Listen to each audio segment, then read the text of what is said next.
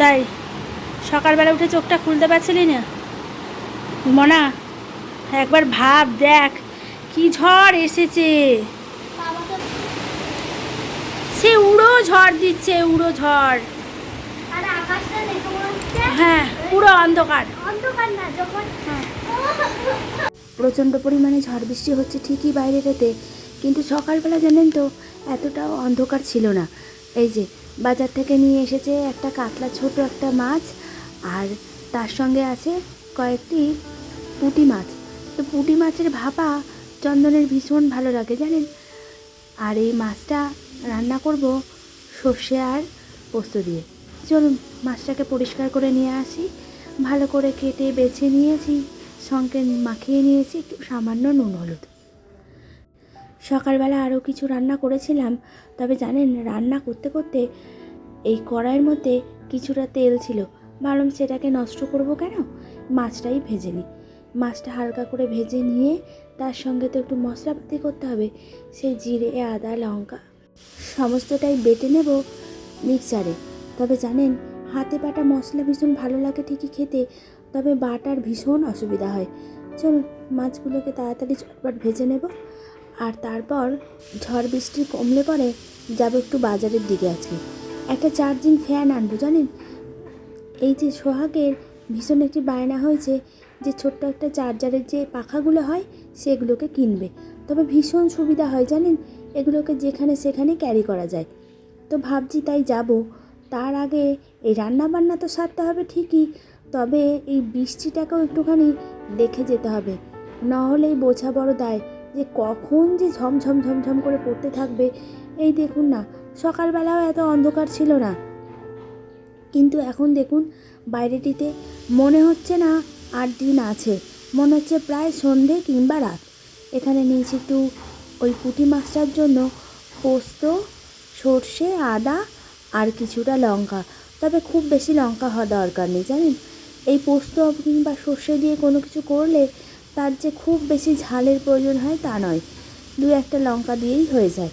চলুন এদিকে দেখুন কী বলছে, তুমি কখন যাবে? আমি বলছি যে একটু পর জেলেই তো হয়। এসেছে এখন একটা মাছ ভাজা খেতে। চলুন আকাশটা দেখছি পরিষ্কার হয়েছে, তবে বাইরেটিতে দেখে বড় বোঝা দেয় যে কখন যে বৃষ্টি চলে আসে। আজকে এই পুঁটি মাছগুলো যে এনেছে দারুণ সুন্দর জানেন, সঙ্গে দেখছি ভেতর পুরো ভর্তি ডিম। তবে এই সময় তো বর্ষাকাল, পেট ভর্তি ডিম প্রতিটি মাছেরই হয়। এই দেখুন না, এর আগের দিন কাতলা মাছ এরকম ছোট একটা নিয়ে এসেছে, তবে তার পেটে এত পরিমাণে ডিম যে সেই সকালবেলা ডিম ভাজা দিয়ে আর ওই তেলটা দিয়ে দারুণ সুন্দর ভাত খাওয়া হয়ে গেল। মাছটাকে খানিকটা সময় এইভাবে ধরে রাখি জানেন, নাহলে দেখি এই মাছের যে নিচটি সেটা আর ভাজা হয় না। এই যে মশলাটা বেটে নিয়েছি, তারপর এখানে দিয়ে দেবো পুঁটি মাছগুলোকে ভাজতে। পুঁটি মাছটাকে খুব বেশি ভাজবো না, সঙ্গে আবার দেখুন 1-2টো মনের বাটা মাছও আছে।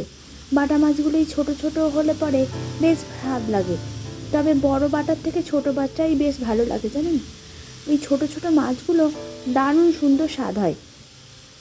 এই যে মশলাটা করেছি, মাছটা ভাজা হলে এই মশলাটার ওপরেই মাছগুলোকে দিয়ে দেব, আর সঙ্গে একটু সামান্য কাঁচা তেল, একটু নুন হলুদ, ব্যাস তাহলেই হয়ে যাবে। মাছটা ভাজা হয়ে গেছে, হালকা করেই ভাজবো।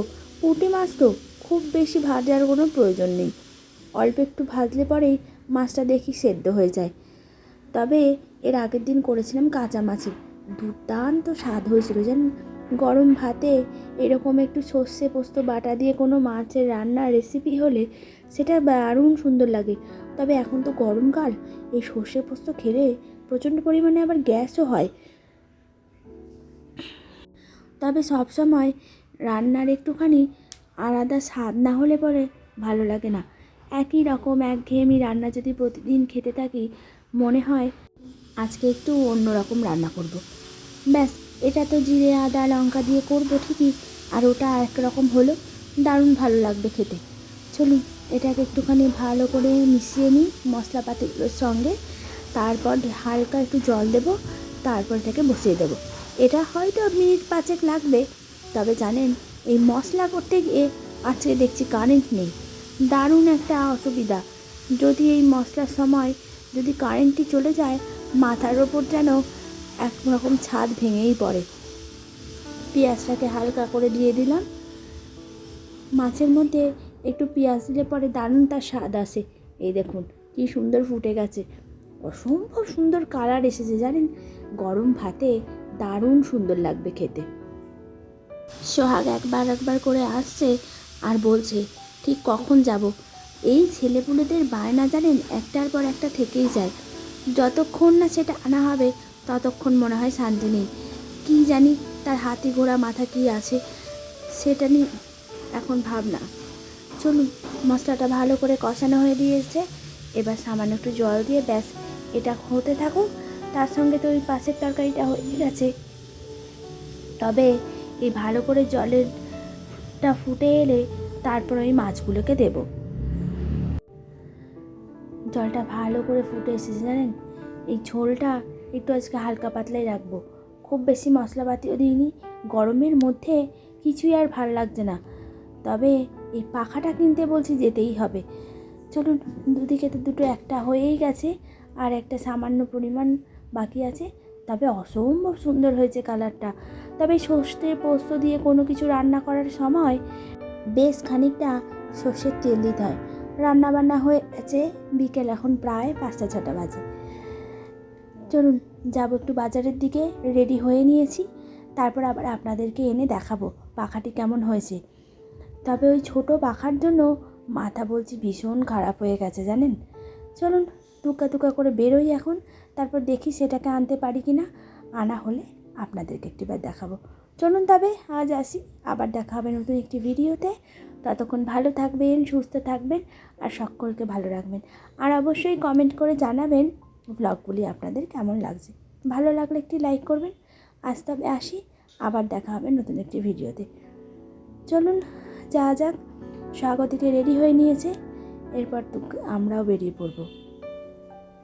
তবে সোহাগের মাথায় বলছি এখন একটা জিনিসই ঘুরছে, সে পাখাটির রং কী হবে, সেই পাখাটি কেমন হবে, এই পাখা নিয়ে তার বলছি দারুণ একটা চিন্তাভাবনা চলছে।